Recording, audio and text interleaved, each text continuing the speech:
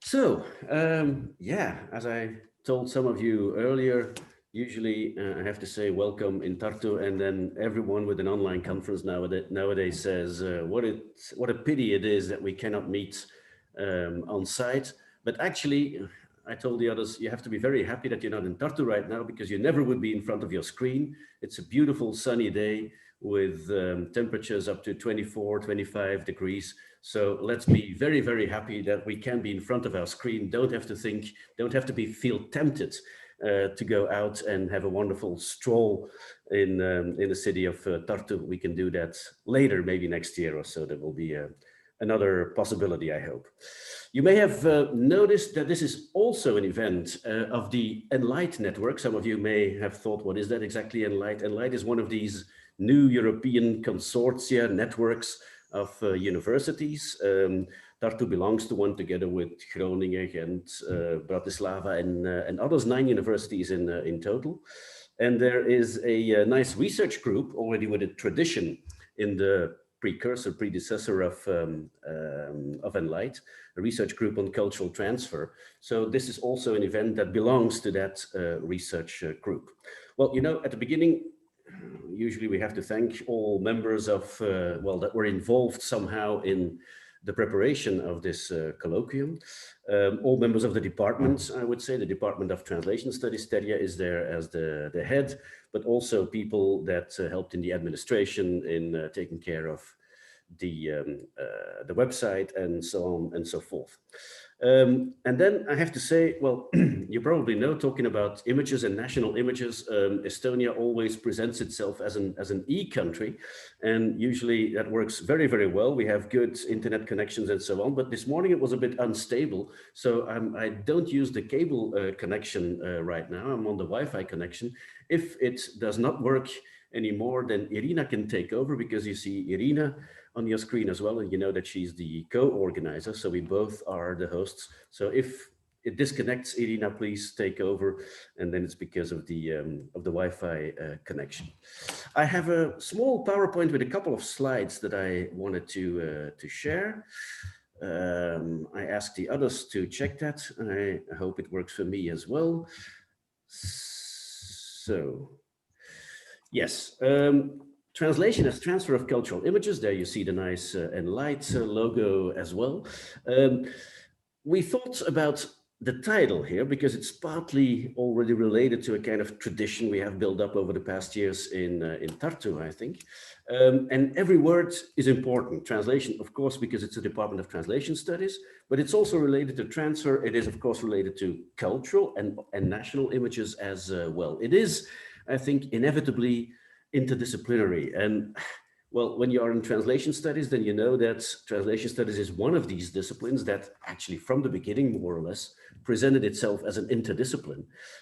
So we always have that, but in this case, we will connect it with, well, what is not too much known in English, because transfer studies is not really a term that is used a lot. It's more used in German, Transferwissenschaften. There is even a book series with that title, which is about the information of transfer in general. So not only related to translation and everything that is involved there. It is, of course, related to cultural transfer. You know that there is quite a lot of research on cultural transfer in cultural studies and literary studies as well, and representation, where it also connects to social sciences, where the term is maybe used more than it is in the humanities.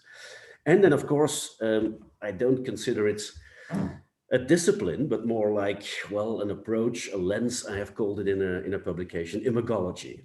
Most of the speakers today will talk about imagological approaches as well, national images, cultural images, which is a bit broader than only national. And it's interesting to see that over the past 15 or 20 years, there is a kind of what I would call a second wave of imagology, because it started earlier back in the 1960s, I think. But you can see, especially with this publication from 2007, the famous publication of Beller and Leersen, Imagology as the Cultural Construction and Literary Representation of National Characters, where it was very much connected to literary studies and originally only dealing with literary discourse. But over the past 15 to 20 years, you see that there is a diversification as well, dealing with a lot of other discourses, and always from an interdisciplinary point of view. In translation studies, well, we tried to bring them explicitly together, translation studies and imagology, with this publication some 5 years ago. And we tried to express that in the concept of interconnecting, meaning two ways, not only one way. But there are several other examples as well. And that's where I said, well, over the past years, we have tried to build a kind of tradition in Tartu as well. Tradition is a strong word because you need stronger roots for that, but I like the alliteration. Tartu tradition is something nice. And 2 years ago, we had a conference organized with a couple of colleagues here, where we applied the translation of images, national images in that case, to Canada. Canada with its, well, very diverse and very complicated history, not only French and English, but much older than that as well, which was quite a success. And that's why we thought we could partly continue and diversify this track of research. It was also the beginning of a project that was funded by the University of Tartu. UT is University of Tartu. That is called the Imagological Importance of Translation Policy, where we bring it together with translation policy, let's say, with sociological approaches in translation studies as well. And the application is then very specifically for images of Estonia and Estonians and Estonianness, if you want, through translations. That has already led to several publications, and a few more will follow as well, by Paola, who is not only one of the speakers today, but she was involved from the beginning in this project in Tartu.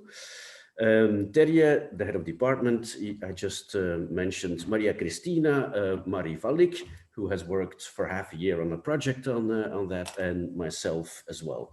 So these 3 years, I think, have been quite productive in this type of research in Tartu. Another result, but that's not finished yet, is what Irina is doing, because also as part of that project, this has generated a PhD, and she has worked on it for a year now, Irina, where it is applied to the Estonian-Russian literary translation flow. So images of Estonia, Estonianness, and everything that is involved in Estonian Russian. Terje has, for instance, worked on Estonian German more. Mari Valik has worked on Estonian French, or is still working on that. So we try to have several target cultures and target languages involved there as well. And then we have an idea, and maybe I'll still talk about that later in the concluding remarks after the 4 presentations.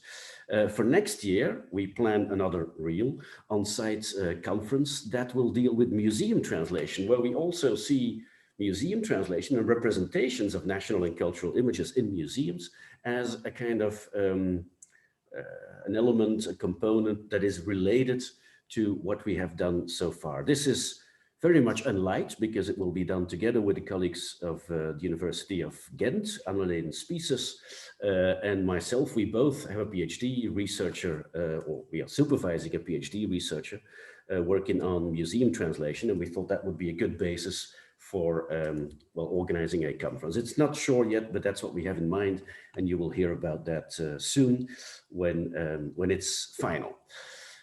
For today, I think we have quite an interesting program, or interesting speakers for sure, and topics as well. And well, they of course relate very much to, or they have a common ground, where it is about transgressing boundaries. Well, transgressing borders or boundaries is typical for translation studies, of course.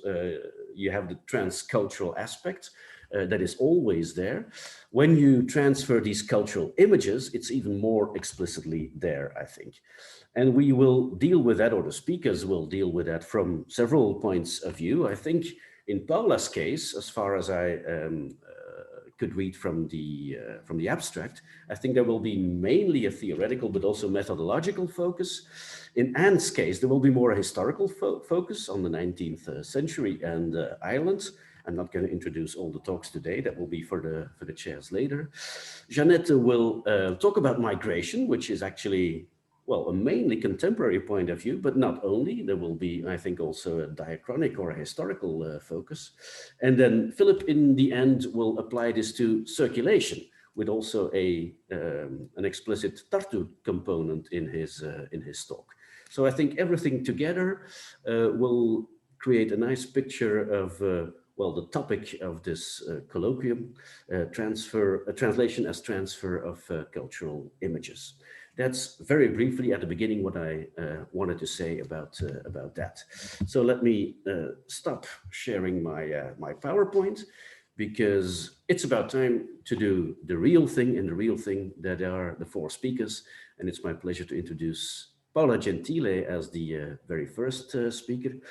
Well, I'm not going to read the whole bio note. You saw that on the conference website, but it has been my great pleasure over the past, how long, Paola, 5 or 6 years since we met, to collaborate on several projects. And Paola has actually just finished her PhD publication book. Philip, you said that you finished your habilitation today. Well, Paola has published, what is it, 2 weeks No, ago? postdoc. The postdoc, yeah, yeah. And it's published, yeah, 2 weeks Yes, ago in yes. Italy and in Dutch. It's an interesting combination of cultures and languages. Paola has originally worked in interpreting studies more, and is still working as an interpreter. But then after that thought, well, I want to switch my focus, and has in quite an impressive way, I think, worked on, well, exactly this, imagology and translation and the sociology of translation. And she will show that over the next half an hour, more or less. Paula has worked on her PhD, on her postdoc, I have to say, in Leuven, at the University of Leuven, partly in this project also at the University of Tartu, and then at her, can I call it your home university, Paula, in Trieste in Italy. And that's where you are now. And it's my absolute pleasure to introduce you and to say that the floor, well, not the floor, the screen is yours now. Thank you, Luke. I'm flattered by your words. Let me try to share my screen again. Can you see it? Yes, we can. Yes. Okay, I will try to move it. Okay, I have. Okay, you can see it. Paula, can I still I, interrupt you? I forgot to say one practical thing. So I am sharing this, and Irina will follow up in this first session on the Q&A. So if anyone already thinks of a question during the talk of Paula, then please, you can use the chat for a question, and then Irina will somehow summarize that or present it afterwards. But there will be a second option for asking oral questions as well. Then you just use the raise your hand function in Zoom that we will do after the talk. So the two possibilities are there. okay. Okay. Can you hear me all right? Okay. Then I'll start. Thank you, Luke. I'm flattered by your words, by this very kind introduction. I would like to thank you, first of all, for inviting me to speak about the topic of my postdoctoral study. Uh, Despite what you just said, I would have loved to come to Tartu to attend this symposium, but this year again, we have to make do with a remote conference. I hope it is the last year we see each other online. So as you can see from my title, today we'll focus on Dutch language literature in Italy, the translation of Dutch language fiction into Italian. And I will try to delve deeper into the transnational dynamics of the selection and production of literary translations, which influence the transfer of cultural images between the Low Countries, so the Netherlands and Flanders, in my country, in Italy. So as Luc already said in his presentation, cultural transfer and image transfer are interrelated more than ever. And my postdoctoral the results of my postdoctoral study have shown that it is indeed the case. So to illustrate these dynamics, I will start from the end. So I will start with the end product of my 4 years as a postdoc at KU Leuven, at University of Tartu and University of Trieste. I'm talking about my recently published monograph in Dutch. The title, for those who know Dutch, is pretty clear. I will translate it in English as The Images of the Low Countries in Italian Translation, Selection, Reception, and Image Building. So although the realization of this research project was rather complex, the starting research question was actually rather simple. The first research question was, how does translation contribute to the spreading of cultural images? Um, to answer this question, I needed a method that would go beyond, sort of move from a text-only approach that has characterized imagological research from up until very recently. I needed to move beyond, so towards a macro level of analysis of the social, political, and economic dynamics related to the transnational circulation of translation. So I adopted a multi-level analysis of the networks and the actors involved in this process.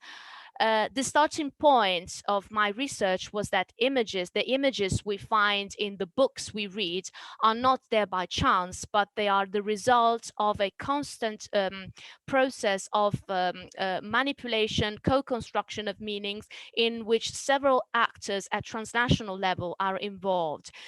In this way, I wanted to give imagology a transnational dimension, which, who knows, perhaps it can lay the foundation for a new turn in translation studies, that could be the imagological turn of translation studies. In order to do this, in order to create this method, I had to identify the knowledge gap.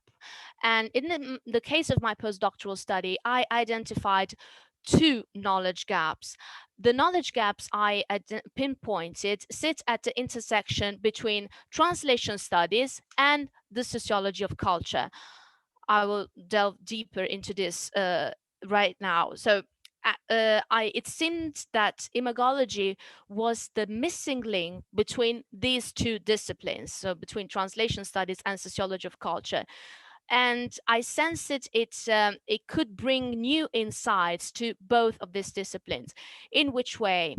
Translation has focused on paratext, on censorship, on the role of translations, of translators, translation policies, but it has rarely taken into account the fact that the paratexts conveyed some national stereotypes of national images, cultural images in the target culture. So this aspect has been mostly overlooked in several studies, in translation studies, up until very recently, up until the publication of the book edited by, among others, Lux van Doorselaar, Interconnecting Translation Studies and Imagology.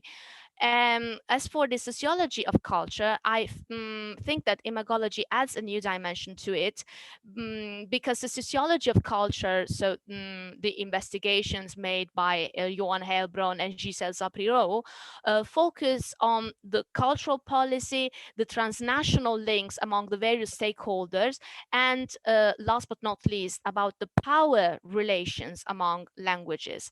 And I think that imagology adds a new dimension to it, because it shows how the decisions taken at the level of cultural policy can be influenced by some preconceived notions about a language or a culture. So I would like to analyze or to visualize this interconnection between translation studies and sociology of culture with the metaphor of an iceberg. So the tip of this iceberg is characterized by what we see, by the textual factors. So basically the book as a finished product, as a published object we find in bookshops, with its paratext, its reviews. So all we see are the textual factors. and we tend to they tend to be the first thing we analyze. So we analyze the cover, we analyze the forward, we analyze the afterword, etc. But below the sea level, we find other aspects that we cannot see. First of all, the social factors. So the networks made up of contacts and links among publishers, editors, literary agents, foreign rights managers, cover designers, translators, governmental organizations, marketing experts, distributors, each of them with his or her own tastes and own images and own perceptions about the source culture, in this case the culture, well, the Low Countries, the Dutch and Flemish culture. But each of them may have its own objectives, its own agenda. So for example, literary agents and publishers aim to sell, so they may market the product in a certain way with certain images, whereas translators may have other interests, and they tend to make other choices that influence the publication, the selection, production process, as we shall see in a few minutes. Even further beneath these social factors, we find a political instrument, which is cultural policy. What is cultural policy? It is a series of government actions, laws, and programs that regulate, protect, encourage, and financially support activities related to the arts, among which we find painting, sculpture, literature. So this is the definition given by UNESCO in 1960s. How, in the case of the Low countries, cultural policy is enacted by two state-sponsored organizations, the Dutch Foundation for Literature and Flanders Literature, that promotes and, among others, fund the translations of fiction, non-fiction, children's literature, and other genres from Dutch to into other languages. And why are these institutions important? Because they actually states that the translation of the transfer of cultural products is fundamental, among others, to convey an image of these countries, of the Low Countries, of the Netherlands and Flanders. So in one of the latest reports I read on the pages of the Dutch government, published by the Dutch Foundation for Literature, they say that the translation of books by Dutch authors is one of the three main priorities of the Dutch government's international cultural policy that wants, among others, to boost Dutch economic interest and the Netherlands' image abroad. I underlined image because I think it is rather important that they themselves are aware that the transfer of cultural products conveys an image. And Italy is the seventh country the Dutch government would like to invest in the transfer of cultural products, way above other countries, or the Anglophone countries, such as the United Kingdom, the United States. So for reasons I will not analyze in this talk, Italy is a very important target country for the cultural policy of the Low Countries. So let's move on to the methodology, which was designed specifically for this postdoctoral study. The method aimed to combine, as I said, the textual factors, so the tip of the iceberg, and everything that lies beneath the sea level, so the sociological aspects. So I started from the macro level of the selection of books and how it takes place, and I moved forward the textual level and the intertextual analysis. How did I do that? So in order to see, to grasp how the selection of books occurs, I carried out interviews with, among others, the literary translators, with some representatives of the two Dutch and Flemish foundations for literature, and with some Italian publishers. The objective was very simple. I wanted to see what are the links between translators, the literature foundations, and publishers, and how they select the books to translate. The second level, the meso level, was very important to me because it cuts across the level of selection and the level of production. So basically, it analyzes, I wanted to analyze the paratexts which are produced by the publishers. So they are part of a production process, but they are received by the public. So they are also an important part, they play also an important role in the reception of these works. And I created a corpus of 450 reviews or readers' opinions, book covers, introduction, prefaces of all the books I analyzed. And the last level of the micro level was actually to identify concretely which images are present in the translated texts, which is why I created a corpus of 50 Dutch and Flemish novels translated in the period 2000 to 2020. The main selection criteria of these books was that the plot had to take place either in the Netherlands or in Flanders in order for the books to be more culturally characterized. So I thought that would be easier for me to identify the imagologically relevant passages. And the questions I wanted to answer were which images were present in the corpus and how and whether they are translated. So let's move on to the Leser's classification. The most difficult part of the analysis was the identification of imagologically relevant passages, which has never been done in a systematic way before. So to begin with, I relied on Beller and Leerson's rule of thumb, that was that of the frequency of appearance. So they say that the more the same type of image or reference is present in the text, the more representative it can be said to be of that literature, the more it is important for that culture or for that people. So I used once again a tripartite uh, stratification of images, from the macro images to the micro images, and these images were identified by Joep Leersen in one of these on one of his publications. I think it's a rather old publication in the year 2000, but he makes a very good distinction between the types of images. And for example, in the macro images, he distinguishes between polarizations. So it says that some images can be related to some contrasts between north, south, east and west, central, periphery, strong and weak. So these are the macro criteria that could lead to an easier identification of the imagologically relevant passages. Then he adds the type of image. So is it a self-image, how the Dutch perceive themselves, describe themselves?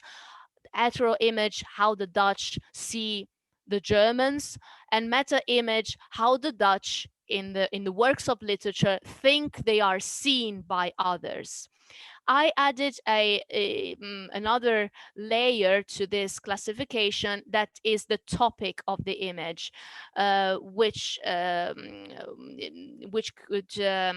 could identify, could help me identify the the the image that appeared in the text more easily. So for example, I identified images about people. Is it an image, a description of a landscape or a tradition, or is it a description of an historical event? So I went about in this way, trying to pinpoint the images in all the 50 books I read for this study. Uh, for example, this is this is an example of a hetero image in I found in the book by Herman Koch, The Ditch, the Greppel in Dutch. And I see you see this quote. It's about a man a Dutchman who describes southern population. So the macro category in this case is north south. The meso category is an hetero image, and the micro category is people. It's an image about people. So what the Dutch think of southern populations. So I will not delve deeper into the details, but this is how I classified the images. Let's see how the selection is related to image building. And let's see, for example, how translators are involved in the process of co-creation of images by deciding which books they recommend to the publishers. As you can see, although it's not the main reason why they choose certain novels for translation, translators, in my interviews, said that they tend to avoid topics that may look too distant from the reality Italians know. So, for example, I found this quote very interesting. A translator said that he was asked to translate a novel by Frank Hatreur set in a Calvinist community. But then, and he said, but then he realized, will an Italian reader who does not know this reality be able to appreciate it? The novel was a success in the Netherlands because people know the setting of Calvinist communities in the Netherlands. But he says the Italians do not have a mental image of the Protestant communities. So I was sure it would have been a fiasco. And I advised the editor against buying the rights for this translation. Here's another example. There's another translator who says the biggest problem with the image of Dutch literature is that authors are too introspective. Some of them write stylistic exercises instead of novels, but the Italians like stories. And she adds that the subjects of Dutch novels are very interesting, but author tends to problematize too much and sometimes write about gloomy family stories. So this is one of the reasons why she says, in the end, I try to recommend the for publication the authors that have interesting stories to tell. So as you can see, an image of a country or a people or of a literature plays an important role in the selection of the books to translate. What do the other actors say? So the other actors involved in the selection process. The Literature Foundation say, we want to show the reality of the Netherlands, a representative image of the Netherlands, but we don't want to do it at all costs. Ideally, we would like to promote universal themes. So they say they don't want to promote certain images, but publishers who want to sell have another opinion on this. An Italian publisher said Dutch writers we Italians like narrative nonfiction, which sells well for too many reasons. The first is that there is a long-standing tradition in this genre, and the second reason is that Dutch literary nonfiction gives a cosmopolitan image of the Dutch, a people of travelers always open to the world. And this publisher also remarks that the stories reflecting the Protestant backgrounds are less interesting to Italian readers. And he says this is why we try to choose novels that communicate a universal and cosmopolitan image of the Dutch. So as you can see, once again, it is sometimes clear that the selection is made according to several criteria, but images are one of them. Paratextual images, how is its Dutch language literature promoted in Italy? Well, all in all, the most recurring image with which Dutch books are marketed in Italy is that of a Nordic literature. And why is that? because the Italian publisher Iperborea, specialized in Scandinavian literature, is the only Italian publishing house that has translated Dutch titles with a certain consistency throughout the years. And in order to be included in this editorial line, Dutch and Flemish authors were labeled as Nordic for the sake of consistency with the other Scandinavian Nordic authors they translate. And it was very nice to see, yeah, I quote this piece of interview: "Why do you see the Dutch literature as Nordic?" Once again, the editor of Hyperborea says that this literature looks beyond its borders, it enhances the relationship between man and nature, and questions the meaning of life. So here again, so you can see this is a quotation from a paratext that says that the immanence presence of nature is striking because, far from being just a background, it becomes a silent and intimate interlocutor. So the relationship between man and nature remains a very important factor in the characterization of Dutch authors as Nordic.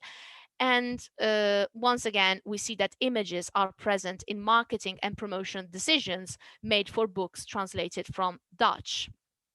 But what about the textual images? What about the last level of analysis? Are there any recurring themes in Dutch language fiction, or in Dutch language fiction translated into Italian?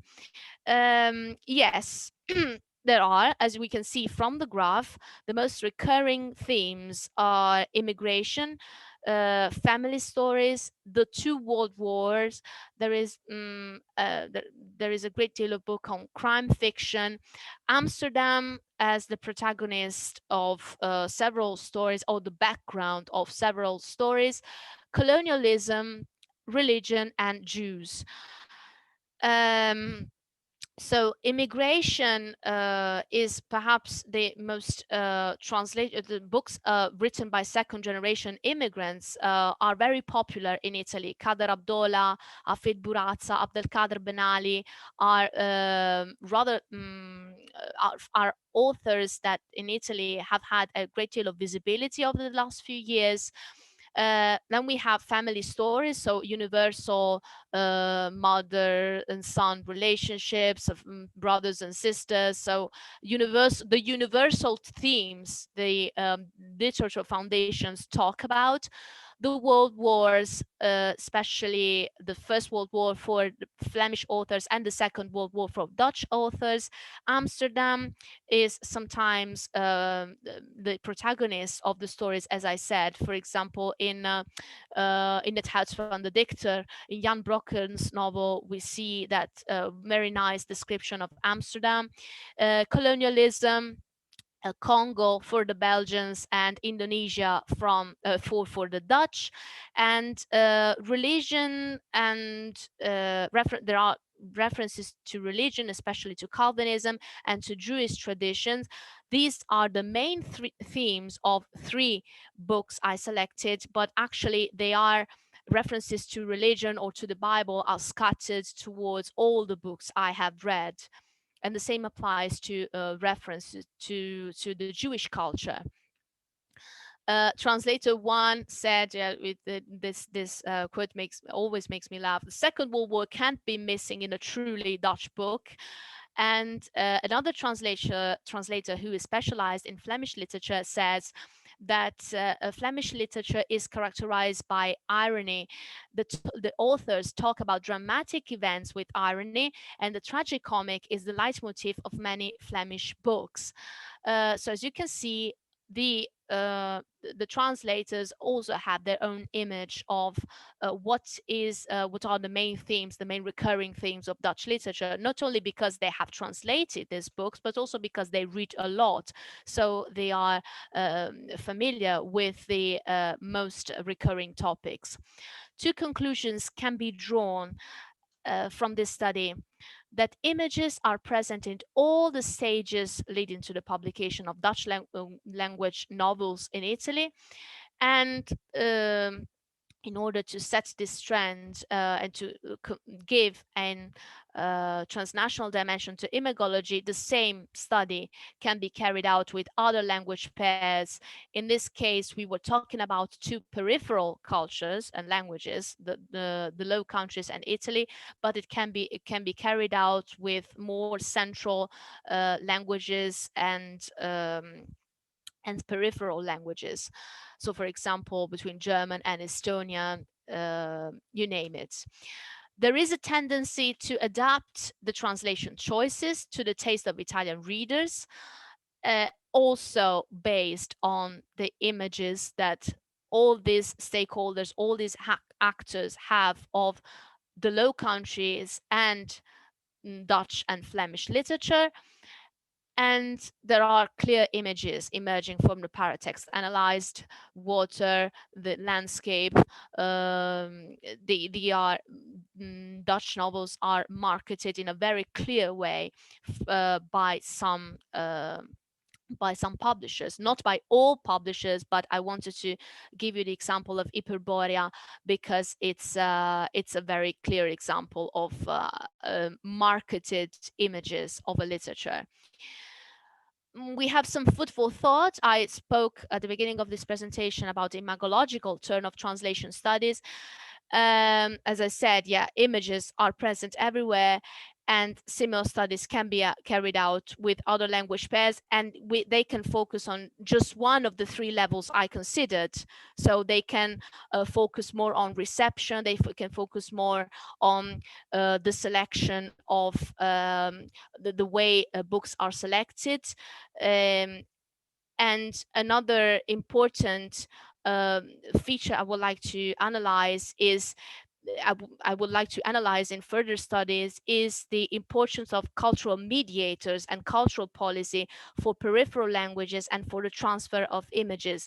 So these interconnections between cultural policy and image creation in peripheral countries begs further research, in my view. And the role of cultural mediators of now and of the past is sometimes fundamental because they help co-construct images. Thank you very much for your attention. Thanks a lot, Paola. This was, yeah, a wonderful start, I think. A lot was already in there. You set out new research lines for several people in the next 2 decades or so. Um, Great. I have a lot of questions myself, but every time I read your publications, I always have questions, but let's not start with that. Let's first go to Irina, who was following up on the chat, because I saw that there were several questions in the chat already. Irina, you can take over here. Yes, we have some questions on the chat and we have some people who raised our hands, but we are going to start with the chat. And Yanika Pal was the first to ask a question. She is our Tartu professor from Germanic and Roman studies, and her question is, what about the role of actual images in imagology? I mean, book covers, illustrations, etc. Do they retain the original illustration or not? Thank you, Yanika. Paola? Paula, you can talk for Thank you. another half an hour about that, but don't do that. Just 2 minutes. No, just a very quick answer.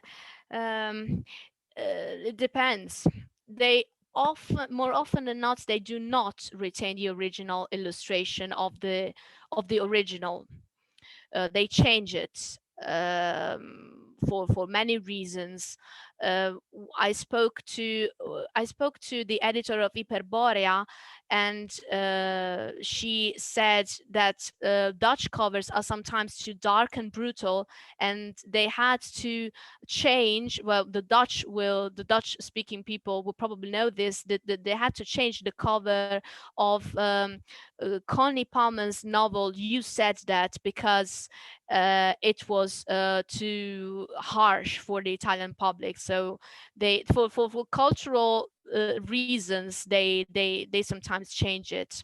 Yeah, more often than not, they change it. Okay, thank you very much. Now I can see two more questions or remarks. Thank you, Jeanette. Jeanette was writing that it's very interesting to read about the interest in second generation immigrant authors who are, in my perception, less visible in the Dutch literary landscape itself. So it was not a question, Jeanette. No, It no, was. it was just something that struck me, and I thought, well, maybe with a question adding to it, Paola, would you have an idea why, particularly, you know, the immigrant authors might be interesting for an Italian audience? You know, I might be mistaken, but I think, you know, we've had again a big literary prize. The Libris that was, you know, handed out yesterday, which again, you know, was a very traditional Dutch author who won Yeah, it. yeah. So yeah, I'm just very curious, you know, why the interest, maybe just briefly, if you can. Well, I think it depends on the fact that immigration and yeah, is a rather recent phenomenon in Italy, more recent than in the Netherlands. You started in the 1960s, 1970s. We started receiving my immigrants from the 1990s, and I think people are just curious to hear these stories. And for example, they made huge marketing campaigns for some authors, such as Iperborea publishes Kader Abdolah, and there has been a huge marketing campaign concerning this author, also because he's a peculiar author. He is Iranian, but he speaks in Dutch and he writes in Dutch. So people were interested in him first, and then they bought his books. And the same applies to others, Hafid Bouazza, which yeah, who has yeah, Paravion is recently published, but yeah, unfortunately the author cannot be here with us today to talk about this book. So yeah, I think these are the two main reasons why immigration literature is very popular in Italy. Okay, thank you. Okay, thank you very much, Paul. I can see that Benjamin wants to ask a question, and then we return to our questions in the chat. Okay, Benjamin, the floor. Actually, I have two. One is a little bit longer, but you can answer short. I was wondering about you mentioned the Dutch cultural policy, and Mm. I was wondering, of course, whether the